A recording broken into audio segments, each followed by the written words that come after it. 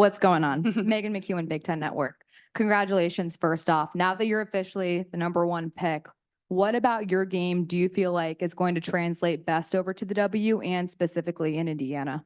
Yeah, I think the biggest thing is definitely my passing. I think that's at times kind of what gets overlooked in my game. I think I think the scoring and the long shots is what everybody falls in love with. And then obviously going to an organization that has, in my eyes, one of the best post players in the entire world. That's my point guard eyes just light up at that. And obviously Aaliyah has been one of my teammates before. So I'm excited. I can't wait. But yeah.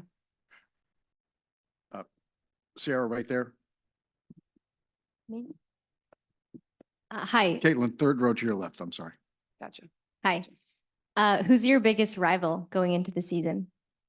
Honestly, like, I don't really feel like I have a rival. I think the biggest thing is like the WNBA is so competitive right now. Every single time you step on the floor, it's going to be a rivalry. I think so many teams are loaded with so much talent, and this is the most competitive league in the entire world, less than 144 spots. So you better bring it every single night. And I think that's exactly what I'm going to do. But I think that's exactly how I lived my college career too, is like every single game, no matter what the opponent was, I prepped the exact same way. I prepared the same way. I brought the same fire. I brought the same energy. And I think that's the biggest thing going into my WNBA career. Andre.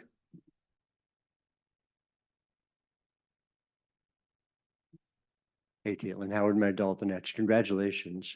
I saw you share a moment with Lisa after getting the pick. Can you just take us through, what that conversation was, what you guys were talking about, and what it meant to share that with her after you guys are, essentially the two who believe you can make it to back-to-back Final Fours? Yeah, I think the biggest thing is like I vividly remember Coach Bluter like coming and doing my home visit in my house during my recruiting. It was at the end of my junior year, I believe, or maybe the beginning of my junior year, around sometime in my end of my junior year. And I think the biggest thing is like we talked about this moment, we dreamed of this moment, but she also believed I would be here, and she coached me really hard to get to this moment. There was a lot of ups and downs, and something I really appreciate about Coach Bluter is like, no matter what awards or success or wins we ever had or I had, is like she never stopped coaching me. She never stopped holding me accountable.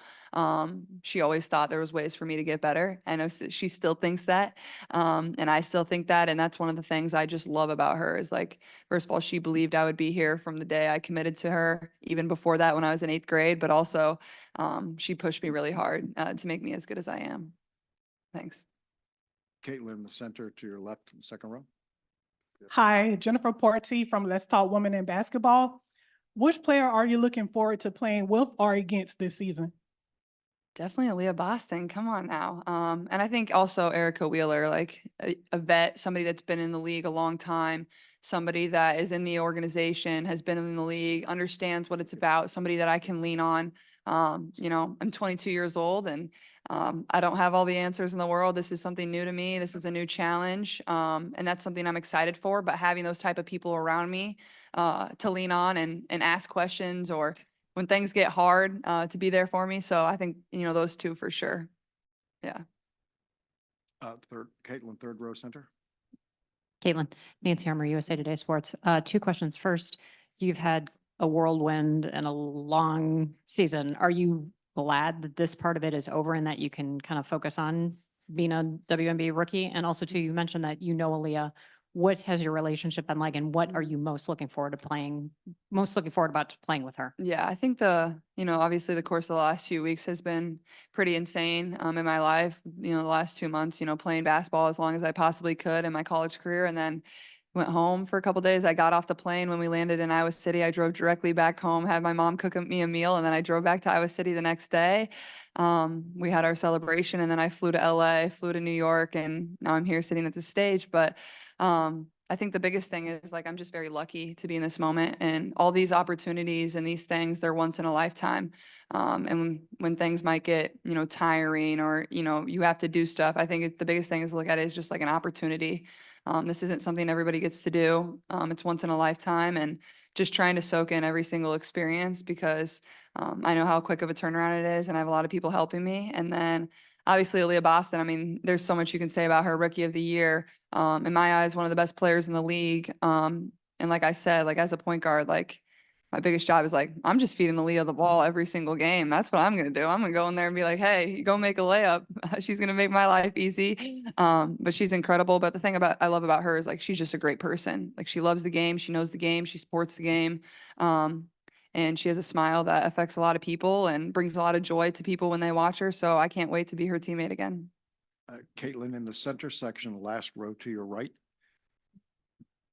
Hey, Caitlin, Dylan Manfred from Sportico. Just curious about, all the sponsorships you've had and all the NIL deals. How do you plan to maximize this business opportunity now that you are a professional basketball player in the WNBA? How do you plan to carry that on? And also, what has been the biggest piece of business advice that somebody has given you going into this next phase in your basketball career? Honestly, like if I'm being completely honest, I feel like it doesn't change a ton from how I lived my life over the course of the last year. Sponsorships stay the same. The people around me, agents and whatnot have been able to help me and guide me through the course of the last year. And I don't know if I would be in this moment if it wasn't for a lot of them. And my mom has done a lot. My dad has done a lot. So I think that's just the biggest thing of, the advice I would say is just like lean on the people around you. Like I don't have to do every single thing. And I think at the same time, like in college, I always said like, my main focus is on basketball. That's why I've had every other opportunity in my life is because of the way I carry myself, the way I play the game. And going into my professional career, I plan to do the same exact thing is like my focus is solely on basketball. Being the best I can. I don't have to do school anymore. That's pretty exciting.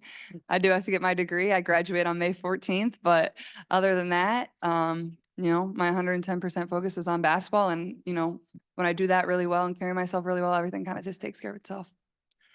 Caitlin, staying in the center section, last row, right in front of the screen. Hey, Caitlin, you made it morning with the New York Times. How was the filming event for the ESPN documentary with Omaha? And like, do you think that'll help get people to watch the WNBA more to get like behind the scenes look? Absolutely. And, Your left hand. I'm actually an executive producer on the show, which has been kind of fun for myself. And when Peyton Manning reached out, obviously it's his production company. I was a little skeptical at first, but I was like, I don't know if I really want to let people into my life like that. I've never really done it. But the way this year has unfolded, the way, obviously Camilla and Kiki, the seasons that they had, I mean, you can't script it any better. It's been absolutely incredible for women's basketball. And if you're a women's basketball fan or you're not a women's basketball fan, I encourage you to watch the show when it comes out. I've seen bits and pieces. It's absolutely amazing. It really allows you to understand the student athlete for way more than just a basketball player. And I think that's really important. I think that's going to allow, fans of the W, fans of college to really, understand what they go through, but love them even more for who they are and what they do and what they're about. So I'm excited for everybody to see it. And it's been a special project. Caitlin, to your right, second row, all the way to the right. Hi, Caitlin, Alexa, Phil, ESPN. Congratulations. The Fever haven't been to the postseason since Tamika Catchings was on the team. You've had some time to think about what your role could be like in Indiana. How important or how excited are you about the prospect of hopefully getting the Fever back into the playoffs with this young core that you're building around? Yeah, absolutely. And that's definitely our goal is to get back to championship habits. And I think it's so cool for me. Like I vividly remember my freshman year during the bubble, we played Kentucky in the round of 32 and Tamika was on the game and I was like tweaking out. Like I couldn't believe she was calling one of my games. Like Sierra. somebody I idolized, somebody that I loved and somebody that is not only a great basketball player and everything that she did, but she's a tremendous person. And I just think that speaks to the organization as a whole and everything they do is so first class. And I'm very lucky to be going there to an organization that really loves women's basketball. I mean, you see it today. I think they had 17,000 tickets claimed to just watch the draft. I think that shows the excitement in Indianapolis. It's a great basketball city. Obviously, what the Pacers have been able to do this year is special in the playoffs. And I think I'm just excited. And like you said, there's a lot of young talent on the team. And, just getting back to the playoffs and doing everything we can to win a lot of basketball games is certainly the goal. Caitlin, to your left in the first row. Hi, Shara Taylor, New York Beacon. Congratulations. Thanks. Can you take us through the emotions of being the #1 all-time scorer in the NCAA to the emotions you felt when you heard your name called today? Yeah, honestly, I feel like this was definitely a little bit more emotional for me. And I think that's because when you're in the heat of competition, you don't have time to really feel your emotions. You're so competitive and you're so fiery, you're not really worried about all that. And I think that was the biggest thing through my career is first of all, I was able to have a lot of closure in the way my career ended and everything that I was able to do. Obviously, I played the maximum number of games I could play in my senior year, and obviously we didn't win, but you know, I feel like you did everything you can to be in that moment and compete as hard as you can. But when you're kind of just sitting at a table waiting for your name to be called, I think that really allows the emotions to feed you, and you're with your family. Like, obviously playing a basketball game, I'm not out there with my family, so sharing that moment with them and enjoying it, and people that have really had my back and believed in me more than anyone is super special. All right, for our last question, we're going to turn to Zoom. Jeff, go ahead.